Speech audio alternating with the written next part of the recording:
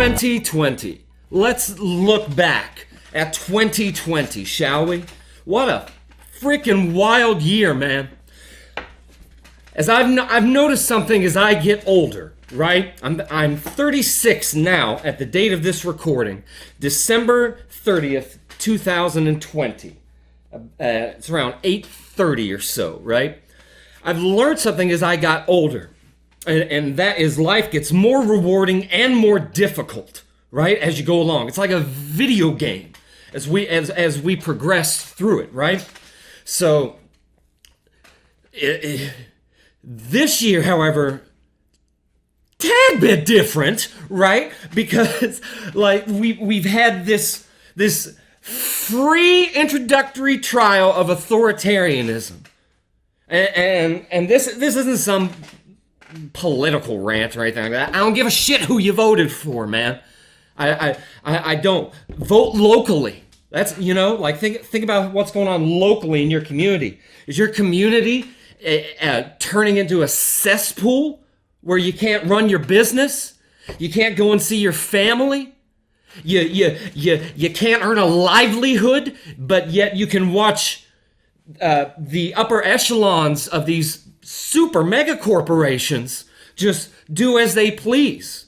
If that's how your community looks, you might want to reconsider who you're voting for politically as an organization. I'm not endorsing one side or the other, but you should probably switch, right? If your local community is doing fine and prospering, then I think that's the majority of places that have been in 2020, as far as like all the quote unquote normal shit that we're all having to go through with all these lockdowns and everything, right? Having said that, it's been a year now of doing this podcast, this nakedness, right? Of just putting it all out there. And I have learned oodles about myself, my world, my worldview, my friends. I've learned that I should probably let people talk more. But I rant when I get excited, man. And sometimes it's hard for me to pull an idea out, right? But when we first did the pilot of this with Samson and Bobby, this was, I believe it was the 28th or 29th of last year, December 2019. And this was pre-COVID anything. I think my conspiratorial self mentioned something about it, if not in that episode, I think in the second one that we did together. But like nothing major was going on. But holy cow! So the year started off with Australia was on fire, Kobe Bryant is dead, and there's an impeachment going on, right? Like normal shit that you would expect. Like surprise celebrity death. Some say more than that. That's all I'll touch with that. Not going down that the Black Mamba rabbit hole, but the exacerbation of these wildfires due to, from what I gather, just mismanagement. I understand the climate change and global warming argument with it. It's like most things, it's multivariate, at least with the Australia wildfires, right? They had groundwater that they started siphoning off. Their local politicians more or less started selling the rights for these companies to, what would it be, exude? Take it out of the ground? Whatever the verb is, they took it out of the ground, the well water, to bottle and to sell. Meanwhile, they also had these fines or laws passed that, as far as burning the dead wood, right? And they weren't allowed to do that. So this stuff piled up over time from them not being able to manage their forests and like clear out the dead wood by doing like controlled burns and siphoning off the groundwater, right? That it exacerbated whatever problem was also being attributed with climate change and global warming. There were also arsonists that were there in Australia, right? I thought this was going to be the most scandalous thing of the year at the time. I was like, holy shit, dude! See, all of these dots connect with a wildfire, and there were like eco-terrorists involved and like government mismanagement. Pretty crazy stuff. I was so wrong, dude, thinking that was going to be the wildest thing. Like the celebrity death, no disrespect to, Mr. Bryant's family, but it's a death. You know what I mean? We all got to go there, man. So, and like the orange man good, orange man bad shit, like, I don't care. You, like, a lot of folks just sort of, kind of stick with one of those, slogans, and they'll just sort of repeat it in their actions. I didn't think these were going to be huge stories, but the Australia thing, I was like, whoa. I was like, because that's also going on in California, right? It happened again in 2020, surprise. But as far as something different, I was like I wonder if maybe California has some multivaried things going on with why fires have gotten so bad, right? That it's not just like one thing or one cause. I mean, come on. Like a game of chess isn't necessarily won by one piece. I mean, it can be, but not often. Then then COVID happens. As far as our state, Georgia, which is in I guess sort of a purple debacle right now, right? It's blue, it's red, it's blue, it's red, it's purple, y'all. Can we just move on? But I didn't vote for what's the douchey bag's name? Kemp. I didn't vote for him, right?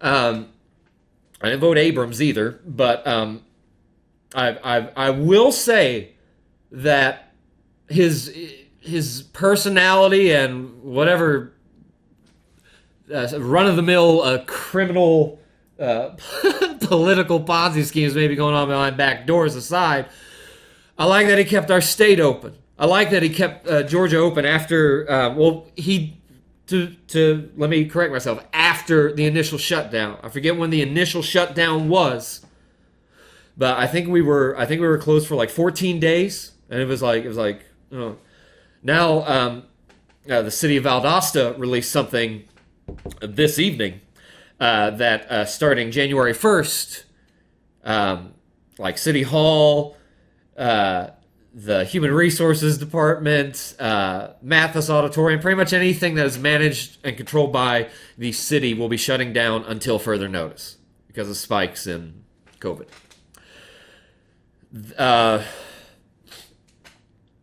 But again, like it's become sort of a cliche at this point, but the cure can't be worse than the disease, right? Or the diagnosis, whatever fancy terminology you're gonna throw on there. I'm an idiot genius. I don't always have the words because the idiot part is half of it, right? So forgive me. But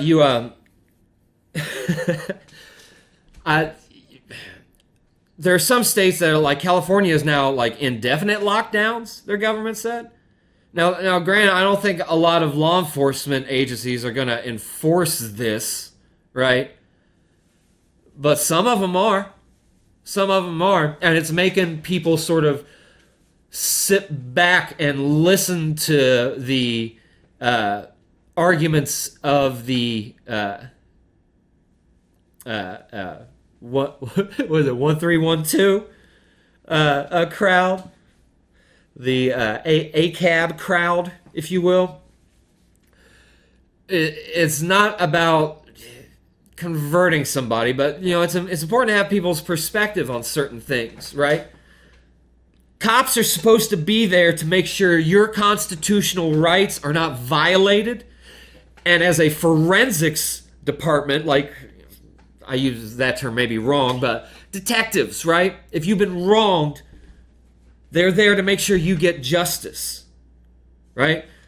So that type of law enforcement, like peacekeepers, right? In case the mob comes down your street and it overwhelms your neighborhood, though you should probably be 2A in that circumstance, right? But if you're not, you're going to want to have somebody to make sure like things don't get out of control.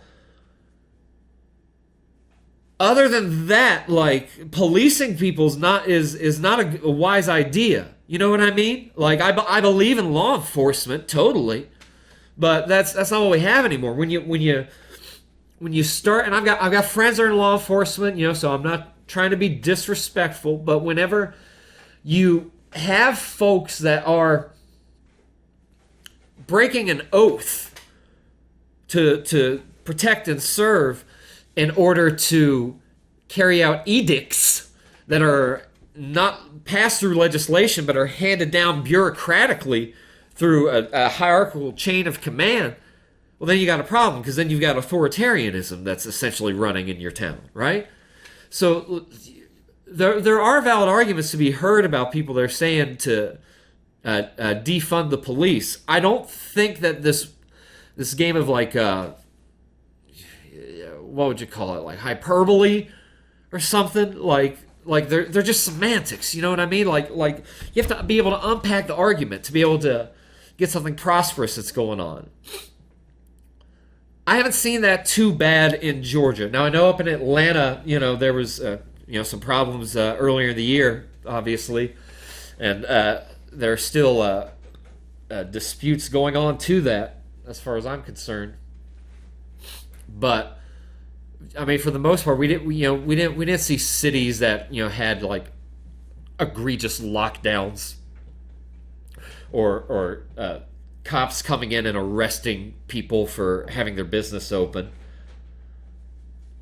But that shit is going on though, and it has happened in my state. You know what I mean? But like, that's the problem. That's really, dude. Like the only thing that worried me, like whenever all this shit happened, was the ripple effects of essentially who's in charge of shit now, right? So that started a ripple effect out. And who is going to be in charge afterwards and how they manage that ripple. Do they make more ripples? Do they try to calm everything down? I seriously doubt anybody that comes into power in government is going to try to calm things down. You know what I mean? I don't think we're out of the woods by any means, just because the calendar's changing.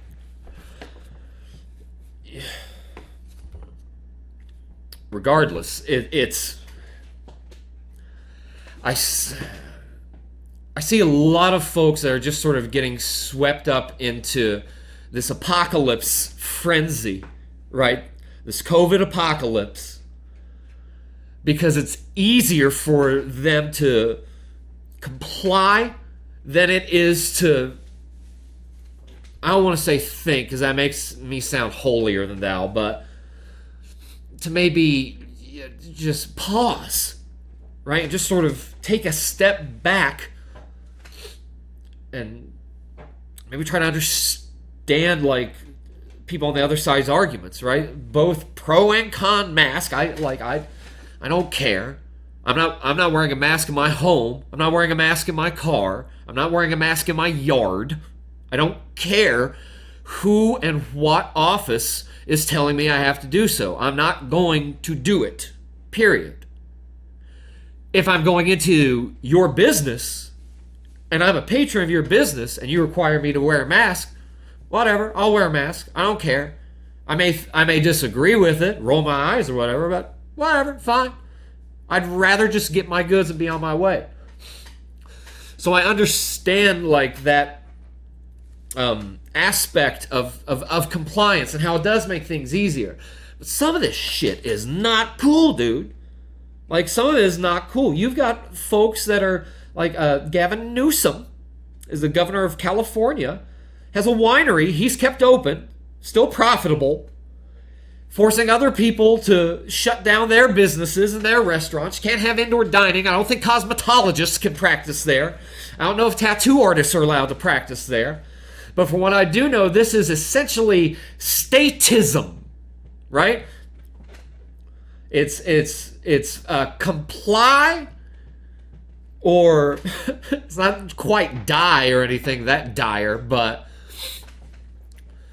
it's other states as well, like New Jersey, I think, like the guys that have like a gym, they've been trying to keep open in New Jersey, and they've accumulated some like hundreds of thousands of dollars in fines. Maybe I'm just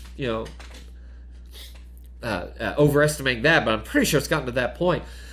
But they've eventually just said they don't care. Like, they've had their business license taken away. They said they don't care. They're still open. They have the support of their community. What I imagine is the the key in some place like that is just pay your bills, right? The bank doesn't give a fuck what ideological values you align yourself with.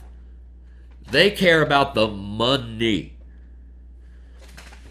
Pay the bank collector your money. They're not gonna get involved with it. If they do get involved with it, then I don't have advice for that.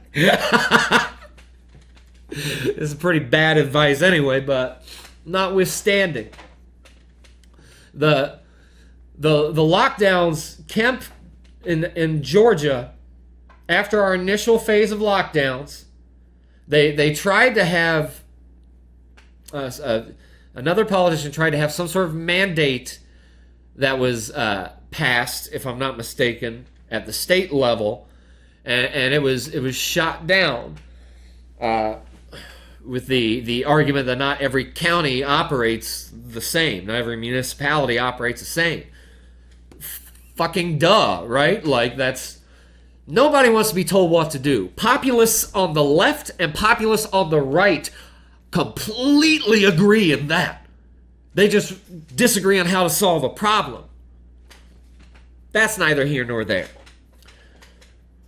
We're going in now into the new year, and some states are still locked down. 15 days to flatten the curve.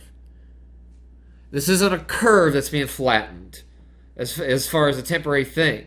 They've got a new virus, right? This hyper strain of COVID-19. I don't know anything about it. I'm just saying that was on the news. It was on my Facebook breaking news thing. So if that's the case, then that means that essentially I think they're going to have more quote unquote experiments with how to handle it, how to handle this lockdown, right? How to keep people safe, pacified, however you want to look at it. So again, I don't think we're out of any woods yet, at all. I think we're just in a clearing.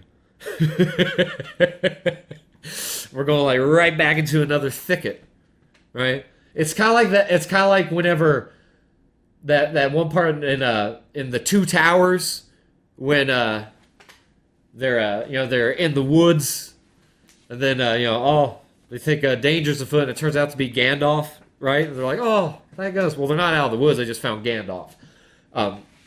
Gandalf didn't make it through 2020, so it's just us. I've lost this year. I lost my grandma. I lost my uncle. I've lost a few friends. None of them were to COVID. None of them were. And that's not cheapening anything that as far as like if you've lost people to COVID.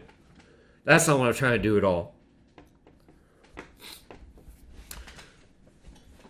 But death, just like in the tarot deck, it's sort of a rebirth. It has more to do with change than it has to do with like misery or things coming to an end. You know what I mean? Like it's a transition. 2020 is but a doorway, and so is death as well. I know a lot of atheists will maybe laugh or shrug at that, but like there's just been a lot of reminders this year of how fucking short and precious life is. And you know, like I said at the start of this little rant, is it's been the hardest year, and also it's been the most rewarding year that I've ever had. That's a motherfucker. That's a bittersweet pill to have to swallow. So I started this podcast. I tried it for a while, and I talked with a couple of friends that are like, yeah, that'd be cool. Yeah, that'd be cool. And it just never happened. So when I finally talked with Samson and Bobby, and they thought it was a cool idea and were willing to do it. And then my buddy Justin got on, and he was the first guest I had after them. And then my friend Ted Schubert got on and talked about conspiracies with me. And then my buddy Jacob got on, and it just kept going. But I've realized that if I wanted to do that, then I was the one that had to do it, right? I've lost, though I'm back up after a Thanksgiving dinner, but or a Christmas dinner. But I've lost close to 70 pounds, over the course of the year, right? So I was at 282 at the biggest, so it's like a quarter of who I was at that time, right? I'm not doing this to brag either, man. Like I'm not doing this for feel goods or anything like that. Like I'm doing it to tell you that, like, if my fat ass can do these things, then you can do these things too. I started a podcast this year. I lost 70 pounds this year. I dropped an album this year that was 100% DIY. Okay? Like I got a car this year. Like I manifested these things and they came to fruition. And again, if we've learned anything from 2020, it's that life is fucking short. Write your story that you've been talking about. Draw a picture. Tell that person you love them. Hug them. Apply for the job you've always wanted. Go to school online while you can. Build something for 10 years from now on the off chance that you survive, because we can survive, and we're all gonna die one day. Every one of us. It doesn't excuse us from being lazy and from half-assing our lives. And if I can just make anything for the people out there that listen and the people about this show, is that I want you to shine. I want you to shine brighter than I could ever shine. And I want to help get you there. But I can't do it. You have to do it. I'm not even good at improving myself. And yet I'm still doing something about it. So if I can do it, you can do it. What they want us focused on, and I used in a generalized term, mind you, but what they want us focused on is just cosmic superficiality. What's your gender? What's your race? Who do you vote for? What is your fucking pronouns? None of this shit is making a difference on your fucking chakra alignment with the cosmos, man. None of it is helping your soul shine brighter. You have to grab life by the balls and make it your bitch. It's not gonna do it for you. Life doesn't owe us anything. Nothing. And I am blessed to have been given a mind that I can pull these ideas out of the cosmos, out of the ether, and articulate them in such a way. And ideas like music and art, these are blessings. These aren't explained through biology. These aren't explained through the modern day science. These are gifts that were handed down. Purpose is so abundant on earth. You don't just have to have one purpose. Learn to sew. Learn how to grow your own food. Learn how to build furniture. Anything, man. But you can't be stagnant. You're not going to grow and evolve and do the great things that you want to do if all you're doing is watching Netflix on the weekend. If all you're doing is finding a new series on Hulu to watch. If you're just becoming another keyboard warrior, typing out all of your ideas out on Facebook and not actually communicating with your words, with your voice. Now, if you don't have a voice, obviously you're excluded from that. But most of us do.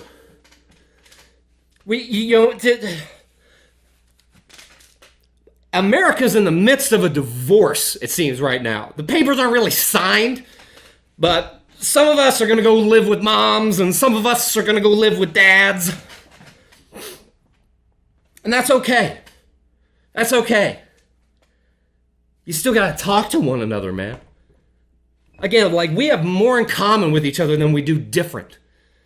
And by we, however you want to classify it on those bits of cosmic superficiality. Again, it doesn't do anything.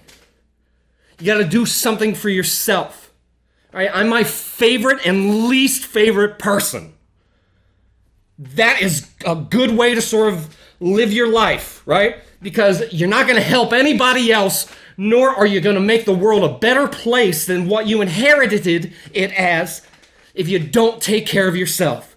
And you also got to kick yourself in the ass whenever you're being stupid or arrogant or lazy or any of these things. I've been all. It's okay. You can improve upon these things, dude. Oh my Lord! Gravity works. For those listening, the phone fell. Anywho. Yeah. You know, we've been seeing like riots and all this other stuff this year in 2020. And I think we're being shown that stuff to encourage us again to like fight with each other over anything. Doesn't matter.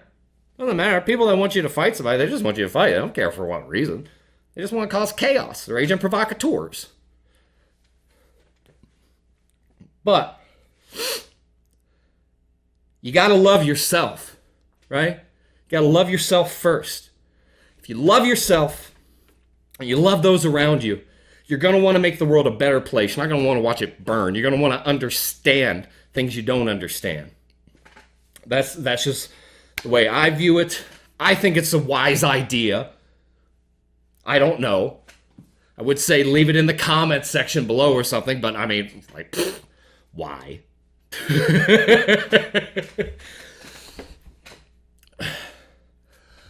I don't think 2021 is going to be a better year. I don't think it's going to be a worse year. I think it's going to be a year.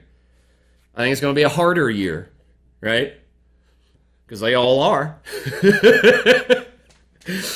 Things are a lot harder at 36 than they were at 26, than they were at 16, than they were at 6, you know?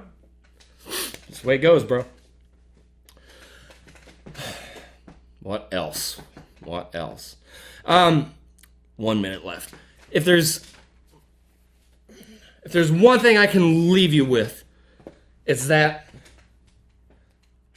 I wish nothing but the best for everybody out there, and for what an truly awesome, and by awesome I mean literally, as in to take back in awe, what an awesome year 2020 has been. Terrifying, but we're still in this motherfucker.